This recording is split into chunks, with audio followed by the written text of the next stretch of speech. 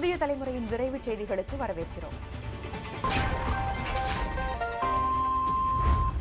சென்னையின் புறநகர் பகுதிகளில் இன்று அதிகாலை மழை பெய்தது. தாம்பரம், பெருங்களத்தூர், ஊரப்பாக்கம் உள்ளிட்ட பல்வேறு இடங்களில் பரவலாக மழை பெய்தது. சென்னையில் நேற்றிரவு பரவலாக மழை பெய்திருக்கிறது. புதுச்சேரியிலும் மிதமான மழை பெய்தது. மழை அளவை பொறுத்தவரை அதிகபட்சமாக நாகை மாவட்டம் வேதாரண்யத்தில் 3 சென்டிமீட்டரும், தஞ்சை மாவட்டம் அதிராம்பட்டினத்தில் 2 சென்டிமீட்டரும் மழை பதிவாகியுள்ளது. வங்கக்கடலில் நிலை கொண்டுள்ள காற்றழுத்த தாழ்வு நிலை காரணமாக தமிழக கடலோர மாவட்டங்களில் ஓரிரு இடங்களில் இன்று கனமழை பெய்ய வாய்ப்பிருப்பதாக வானிலை ஆய்வு மையம் தெரிவித்துள்ளது. உள் மாவட்டங்களிலும் ஒரு சில இடங்களிலும் புதுச்சேரியிலும் மழைக்கு வாய்ப்பிருப்பதாக வானிலை ஆய்வு மைய இயக்குநர் ஸ்டெல்லா கூறியுள்ளார். மழை அளவை பொறுத்தவரை 10 மாவட்டங்களில் சராசரி அளவை விட கூடுதல் மழை பதிவாகி இருப்பதாகவும் அவர் கூறினார். கனமழை பெய்யும் என்ற வானிலை ஆய்வு மையத்தின் எச்சரிக்கையை அடுத்து கடலூரில் முன்னெச்சரிக்கை நடவடிக்கைகளை மேற்கொள்ள மாவட்ட ஆட்சியர் சுரேஷ்குமார் உத்தரவிட்டுள்ளார். இது தொடர்பாக நடைபெற்ற அவசர ஆலோசனைக் கூட்டத்தில் பல்வேறு துறை அதிகாரிகள் பங்கேற்றனர். மீண்டும் பாதிப்பு ஏற்படாத வகையில் தடுப்பதற்கு தயாராக இருக்குமாறு அதிகாரிகளுக்கு ஆட்சியர் அறிவுறுத்தினார். முன்னறிவிப்பின்றி NLC நிர்வாகம் தண்ணீரை வெளியேற்றக்கூடாது என்றும் ஆட்சியர் உத்தரவிட்டுள்ளார். மழை வெள்ள சேதம் தொடர்பாக தமிழகத்தில் மத்திய குழு மேற்கொண்ட 3 நாள் ஆய்வு முடிவடைந்தது. கடைசி நாளான நேற்று வடசென்னை மற்றும் திருவள்ளூரில் பாதிக்கப்பட்ட மக்களை சந்தித்து அவர்களது குறைகளை கேட்டறிந்தனர். நீர்நிலைகள் மற்றும் மழைநீரில் மூழ்கியுள்ள விவசாய நிலங்களையும் அவர்கள் ஆய்வு செய்தனர். தமிழக மழை பாதிப்புகள் அதிகம் என்றும் 1 வாரத்தில் மத்திய அரசிடம் அறிக்கை தாக்கல் செய்யப்படும் என்றும் தெரிவிக்கப்பட்டுள்ளது. புதுச்சேரியில் மழை வெள்ளத்தால் ஏற்பட்ட சேதம் குறித்த மாநில அதிகாரிகளுடன் மத்திய குழுவினர் ஆலோசனை நடத்தினர். அதன் பின்னர் அவர்கள் ஆய்வு மேற்கொள்கின்றனர். ஆய்வை முடித்துக் கொண்டு டெல்லி திரும்பும் மத்திய குழு அது தொடர்பான அறிக்கையை 1 வாரத்திற்குள் மத்திய அரசிடம் சமர்ப்பிக்க இருப்பதாக கூறியுள்ளனர். அதன் பின்னர் மத்திய அரசு நிவாரண நிதி பற்றிய அறிவிப்பை வெளியிடும் என தெரிகிறது.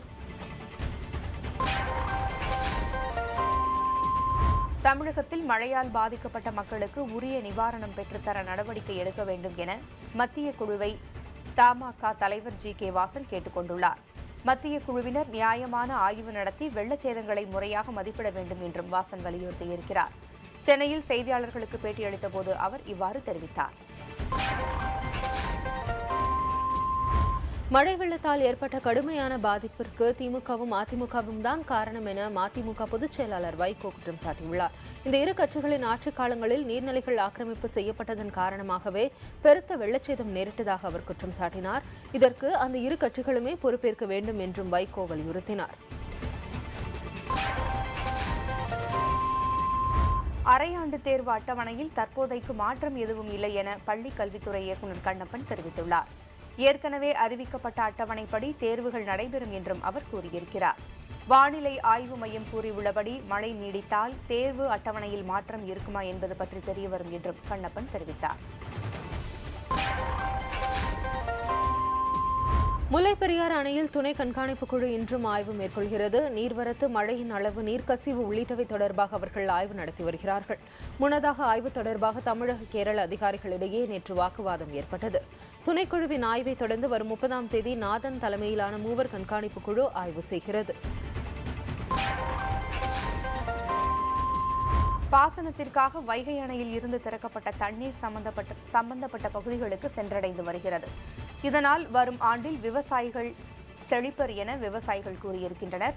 தண்ணீரின் வேகம் அதிகமாக இருப்பதால் யாரும் அதில் குளிக்க செல்ல வேண்டாம் என்று தேனி, திண்டுக்கல், விருதுநகர், சிவகங்கை, ராமநாதபுரம் ஆகிய மாவட்ட மக்கள் அறிவுறுத்தப்பட்டுள்ளனர். காஞ்சிபுரம் மாவட்டத்தில் மணமை ஏரியில் உடைப்பு ஏற்பட்டு வெளியேறும் நீரால் 500 ஏக்கர் விவசாய நிலங்கள் சேதமடைந்துள்ளன. 150 ஹெக்டேர் நிலப்பரப்பு கொண்ட மணமை ஏரியில் நேற்று திடீரென உடைப்பு ஏற்பட்டது. அங்கிருந்து வெளியேறும் நீரானது சுற்றியுள்ள விவசாய நிலங்களில் புகுந்துள்ளது. இதனால் 500 ஏக்கரிலான நெல் பயிர்கள் நீரில் மூழ்கும் அபாயம் ஏற்பட்டுள்ளது. வெளியேறும் நீரின் அளவு அதிகரித்து வருவதால் மக்கள் அச்சமடைந்துள்ளனர்.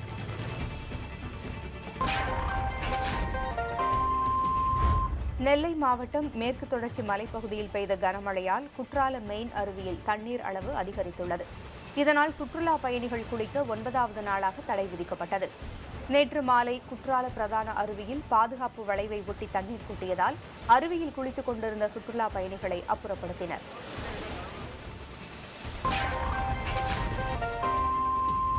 திருத்தணி அருகே கொசஸ்தலை ஆற்று மேம்பாலம் உடைந்து விழுந்ததால் பொதுமக்கள் கடும் அவதிக்கு ஆளாகி வருகின்றனர். பாலத்தின் ஒரு பகுதி நேற்று உடைந்து ஆற்றில் விழுந்தது. இதனால் 50க்கும் மேற்பட்ட கிராம மக்கள் வேறு இடங்களுக்கு செல்ல முடியாத நிலை ஏற்பட்டுள்ளது. குறிப்பாக பள்ளி செல்லும் மாணவர்கள் பெரிதும் பாதிக்கப்பட்டுள்ளார்கள். ஆபத்தை உணராமல் ஒரு சிலர் ஆற்றில் இறங்கி மறுகரைக்கு செல்கின்றனர். புதுக்கோட்டையில் வைரஸ் காய்ச்சலால் பாதிக்கப்பட்டு சிகிச்சை பெற்று வருபவர்களை மக்கள் நல்வாழ்வுத்துறை அமைச்சர் விஜயபாஸ்கர் நேரில் சந்தித்து குறைகளை கேட்டறிந்தார். புதுக்கோட்டை மாவட்ட அரசு மருத்துவமனையில் டெங்கு காய்ச்சல் தடுப்பு முன்னெச்சரிக்கை நடவடிக்கையாக அமைச்சர்கள் விஜயபாஸ்கர், ஆதிதிராவிட நலத்துறை அமைச்சர் சுப்பிரமணியன் ஆகியோர் நிலவேம்பு கசாயம் வழங்கினர். ராமேஸ்வரத்தை சேர்ந்த 8 மீனவர்களையும் 2 படகுகளையும் இலங்கை கடற்படையினர் சிறைப்பிடித்துச் சென்றனர். ராமேஸ்வரத்திலிருந்து நேற்று 600க்கும் அதிகமான படகுகளில் மீனவர்கள் கடலுக்கு சென்றபோது அவர்கள் சிறைப்பிடிக்கப்பட்டனர். இது தவிர கடற்படையினர் விரட்டிய போது படகு பழுதானதால் கச்சத்தீவில் தஞ்சமடைந்துள்ள 4 மீனவர்களை மீட்க வேண்டும் என சக மீனவர்கள் கோரிக்கை விடுத்துள்ளனர்.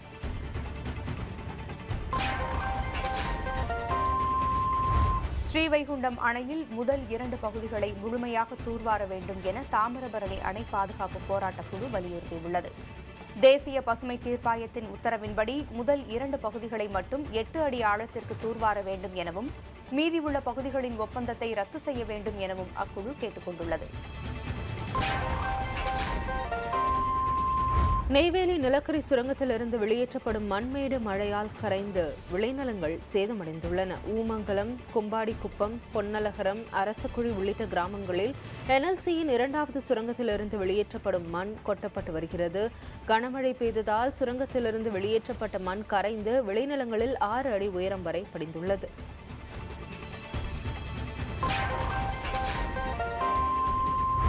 தமிழக காங்கிரஸ் கமிட்டி தலைவர் EVKS இளங்கோவனுக்கு எதிராக அந்த கட்சியின் மகளிர் அணி தலைவியும் MLAவுமான விஜயதரணி போர்க்கொடி உயர்த்தியுள்ளார்.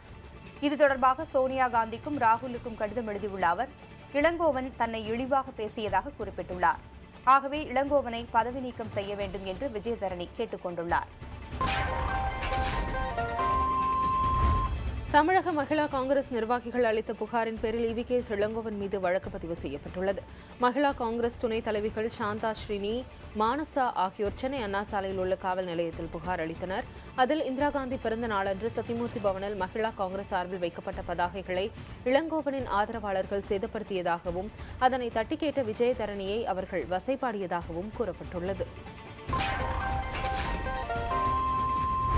விஜயதரணியை அவதூறாக பேசியதாக கூறப்படுவதை EVKS இளங்கோவன் மறுத்துள்ளார். இந்திரா காந்தி பிறந்த நாளன்று விஜயதரணி தனது அறைக்கு வந்து சத்தமாக பேசியதாகவும் மெதுவாக பேசும்படி தான் கூறியதாகவும் தெரிவித்திருக்கிறார்.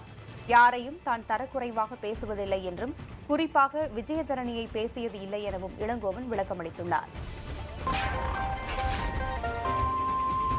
கோவை மாவட்டம் பொள்ளாச்சியை அடுத்த சேரிப்பாளையம் பகுதியில் உள்ள டாஸ்மாக் கடையை அகற்றக்கோரி அனைத்திந்திய ஜனநாயக மாதர் சங்கத்தினர் போராட்டம் நடத்தினர். மதுக்கடையால் அவ்வழியாக செல்லும் பெண்கள் இடையூறுகளை எதிர்கொள்வதாகவும் பள்ளி மாணவர்கள் மது அருந்துவிட்டு தங்கள் எதிர்காலத்தை சீரழித்துக் கொள்வதாகவும் போராட்டத்தில் ஈடுபட்டவர்கள் குற்றம் சாட்டினர். எழுத்தாளர் சல்மான் ருஷ்டி எழுதிய சாத்தானின் கவிதைகள் என்ற நூலுக்கு 1988ஆம் ஆண்டு அப்போதைய பிரதமர் ராஜீவ்காந்தி தடை விதித்தது தவறு என்று முன்னாள் மத்திய அமைச்சர் ப. சிதம்பரம் தெரிவித்துள்ளார். டெல்லியில் நடைபெற்ற நிகழ்ச்சி ஒன்றில் பேசிய அவர், 20 ஆண்டுகளுக்கு முன்னர் இதே கேள்வி எழுப்பப்பட்டிருந்தாலும் இதே பதிலையே தான் கூறியிருப்பேன் என்றும் அவர் குறிப்பிட்டுள்ளார். சரக்கு மற்றும் சேவை வரி மசோதா தொடர்பாக காங்கிரஸ் மூத்த தலைவர்களுடன் அக்கட்சியின் துணைத் தலைவர் ராகுல் காந்தி ஆலோசனை நடத்தினார். அந்த மசோதாவை ஆதரிப்பதற்கான வழிமுறைகள் குறித்து அவர்களுடன் ராகுல் ஆலோசித்தார். இந்த கருத்துக்களை ராகுல் காந்தி மத்திய அரசுக்கு எடுத்துரைப்பார் என தெரிகிறது. ராகுலின் எதிர்ப்பு நீடிப்பதால் பாரதிய ஜனதா கவலை கொண்டுள்ளது. சகிப்புத்தன்மையின்மை பிரச்சினை தொடர்பாக நாடாளுமன்றத்தில் நாளை விவாதம் நடைபெறுகிறது. இதுகுறித்து காங்கிரஸ், மார்க்சிஸ்ட் கம்யூனிஸ்ட் ஆகிய கட்சிகள் அளித்த நோட்டீஸை சபாநாயகர் சுமித்ரா மகாஜன் ஏற்றுக்கொண்டுள்ளார். நாளைய தினம் சகிப்புத்தன்மையின்மை பற்றி காரசார விவாதம் நடைபெறும் என எதிர்பார்க்கப்படுகிறது. அப்போது மாட்டிறைச்சி விவகாரம், கன்னட எழுத்தாளர் கல்புர்கி படுகொலை ஆகியவை தொடர்பாக எதிர்க்கட்சிகள் பிரச்சினை எழுப்பும் என எதிர்பார்க்கப்படுகிறது. சகிப்புத்தன்மை பற்றி சர்ச்சைக்குரிய வகையில் கருத்து தெரிவித்ததால் நடிகர் அமீர்கானுக்கு போலீஸ் பாதுகாப்பு வழங்கப்பட்டுள்ளது. மும்பையில் அவர் கலந்து கொள்ளும் ஹிந்தி படங்களின் படப்பிடிப்புகளுக்கு காவல்துறையின் பாதுகாப்பு போடப்பட்டுள்ளது. அமீர்கானுக்கு துப்பாக்கி ஏந்திய போலீசார் பாதுகாப்பு அளித்து வருகிறார்கள். முன்னதாக மும்பையில் அவர் தங்கியிருந்த விடுதிக்குள் அத்துமீறி நுழைய முயன்ற சிலரை பாதுகாவலர்கள் தடுத்து நிறுத்தினர்.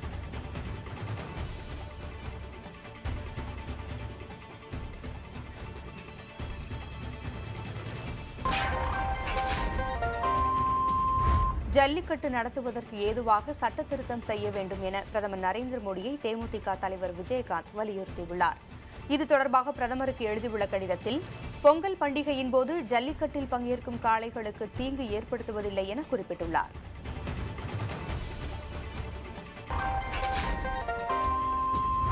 வரி செலுத்துவோர் நலன் கருதி மேம்படுத்தப்பட்ட புதிய வலைதளத்தை வருமான வரித்துறை அறிமுகப்படுத்தியுள்ளது. www.incometaxindia.gov.in என்ற இந்த வலைதளம் மூலம் வருமான வரி கணக்கு தாக்கல் செய்வது மேலும் எளிதாகும் என தெரிவிக்கப்பட்டுள்ளது. மேலும் வரி தொடர்பான புகார்கள், முறையீடுகளை தெரிவிக்கும் நடைமுறையும் எளிதாக்கப்பட்டுள்ளது.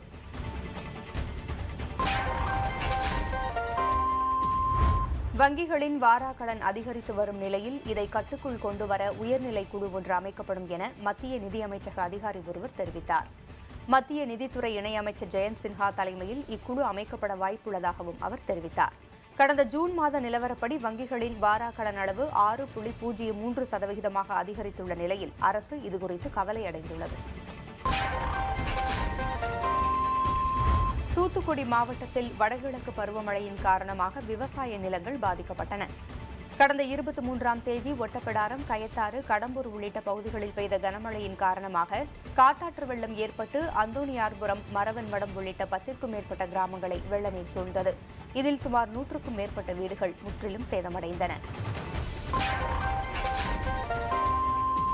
கன்னியாகுமரி விவேகானந்தா கேந்திராவில் நடைபெற்ற மாற்றுத்திறனாளிகளுக்கான தேசிய மாநாட்டில் மத்திய சமூக நீதி மற்றும் அதிகாரம் அளித்தல் துறை அமைச்சர் தல்வந்தர் சந்த் கெலாட் பங்கேற்று நலத்திட்ட உதவிகளை வழங்கினார். நிகழ்ச்சியில் செயற்கை கால், கை, காது கேட்கும் கருவி உள்ளிட்டவை வழங்கப்பட்டன.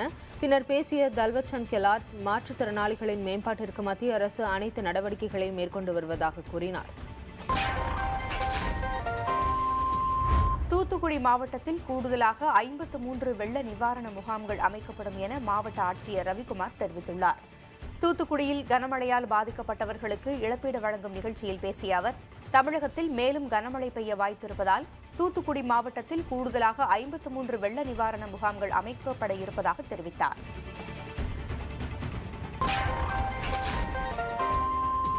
சென்னை வேப்பேரியில் உள்ள YWCA விடுதியில் தங்கியிருக்கும் மாணவிகள் மற்றும் பெண்கள் அங்கு தரப்படும் உணவு தரமில்லாமல் இருப்பதாக குற்றம் சாட்டி விடுதியின் நுழைவு வாயிலில் திரண்டு போராட முயன்றனர்.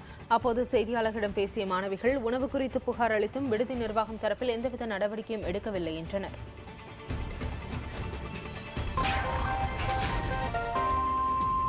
சிவகாசியில் நடைபெற்ற பள்ளி மாணவர்களுக்கான மாவட்ட அளவிலான அறிவியல் கண்காட்சியில் தானியங்கி தீயணைப்பான், கடல் நீரை குடிநீராக மாற்றும் கருவி உள்ளிட்ட 500க்கும் மேற்பட்ட அறிவியல் படைப்புகள் இடம்பெற்றன.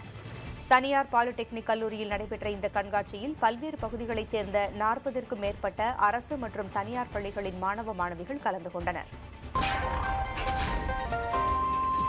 திருச்சி மாவட்டத்தில் நடைபெற்ற அறிவியல் கண்காட்சியில் லால்குடி, புள்ளம்பாடி ஆகிய ஒன்றங்களில் உள்ள 29 மழலையர் பள்ளிகளிலிருந்து 2000க்கும் மேற்பட்ட பள்ளி குழந்தைகள் பங்கேற்றனர். 4 முதல் 10 வயது வரையுள்ள குழந்தைகள் கலந்து கொண்ட இந்த அறிவியல் கண்காட்சியில் அறிவியல் சார்ந்த மற்றும் இயற்கை வளங்களை பாதுகாப்பது போன்ற படைப்புகள் இடம்பெற்றிருந்தன.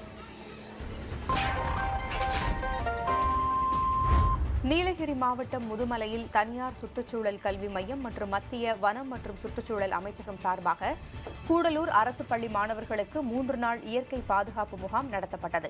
இதில் மாணவர்களுக்கு இயற்கை பாதுகாப்பு, வனம் சார்ந்த நன்மைகள், வன விலங்குகளுடன் இணைந்து வாழ்வதால் கிடைக்கும் நன்மைகள், மனித விலங்கு மோதல்கள், இயற்கை, நீர்வளம் மற்றும் பல்லுயிர்களை பாதுகாப்பதன் அவசியம் குறித்தும் விளக்கமளிக்கப்பட்டது. நீலகிரி மாவட்டத்தில் கேரட்டுகளை கழுவும் இயந்திரத்திலிருந்து வெளியேறும் கழிவு நீரால் விளைநிலங்கள் பாதிக்கப்படுவதாக குற்றச்சாட்டு எழுந்துள்ளது.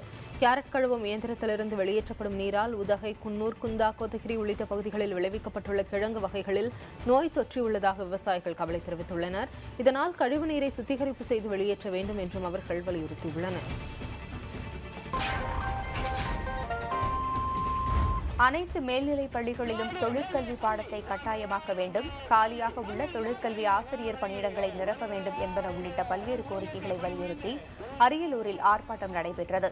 ஆசிரியர் சங்கத்தினர் சார்பில் அரியலூர் பேருந்து நிலையம் அருகே நடத்தப்பட்ட ஆர்ப்பாட்டத்தில் ஏராளமானோர் கலந்து கொண்டனர். நாமக்கல் மாவட்டம் குமாரபாளையத்தில் தமிழக அரசு சார்பில் வேலைவாய்ப்பு முகாம் நடைபெற்றது. தமிழக அரசின் வேலைவாய்ப்பு மற்றும் பயிற்சித்துறை சார்பில் நடைபெறும் இந்த முகாமில் 75,000க்கும் மேற்பட்டவர்கள் பங்கேற்றனர். இந்த வேலைவாய்ப்பு முகாமினை தமிழக தொழில் மற்றும் போக்குவரத்து துறை அமைச்சர் தங்கமணி தொடங்கி வைத்தார். இதில் 400க்கும் மேற்பட்ட தனியார் நிறுவனங்கள் பங்கேற்றன.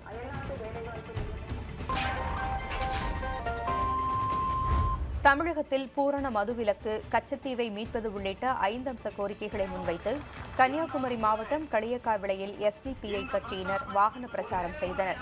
இதில் கலந்து கொண்ட பிறகு செய்தியாளர்களுக்கு பேட்டியளித்த அக்கட்சியின் மாநில தலைவர் தெஹ்லான் பாகவி, பீகாரை போன்று தமிழகத்தில் மதச்சார்பற்ற கூட்டணி அமைந்தால் அந்த கூட்டணியில் தங்கள் கட்சி இணையும் என தெரிவித்தார்.